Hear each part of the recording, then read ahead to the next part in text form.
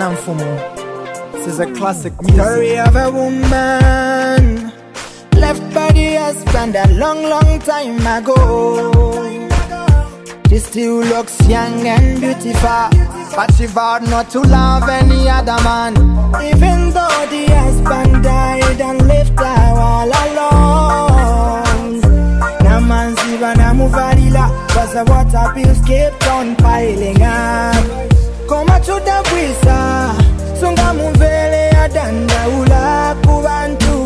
Koma kukafipa, depa mene misozi zimachoka.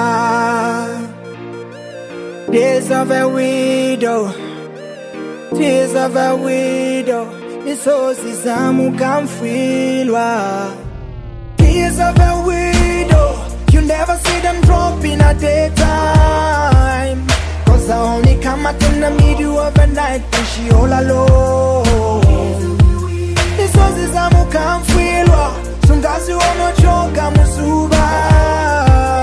Ndaba malila chabe, katika usiku akankala eka. Tears of a widow, you never see them drop in the daytime. But she only cries in the middle of the night when she all alone. She never ceases to amaze me. Mameni ama kwani sila muzuba, munga muntu we alipe na vuta. But she knows one thing, he's the father of the fatherless, true. He's the husband to the widow, so amemfela pempelo yake na kulila kwake. Hizi misozi zizasila nikuza. It's a matter of time, iwe na wana wako muzadalisiwa. Tears of a widow, you never see them drop in a daytime.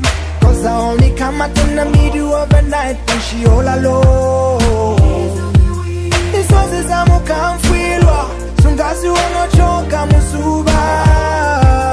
Ndaba malila chabe, katika usiku akankala eka. Tears of a widow, you never see them drop in the daytime.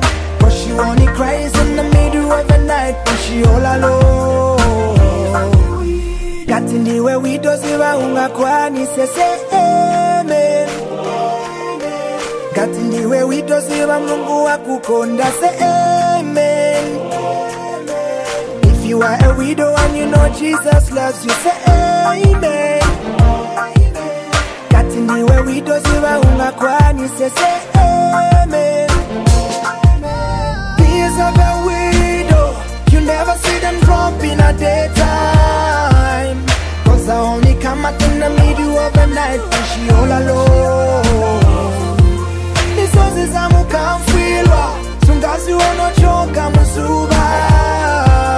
Ndaba malila chabe, katika usiku akankala eka. Tears of a widow, you never see them drop in the daytime. Cause she only cries in the middle of the night when she all alone. Tears of a widow. James 1:27.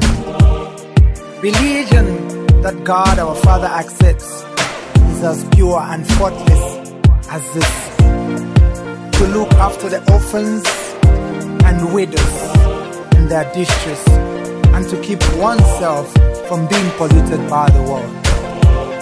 God bless the widows.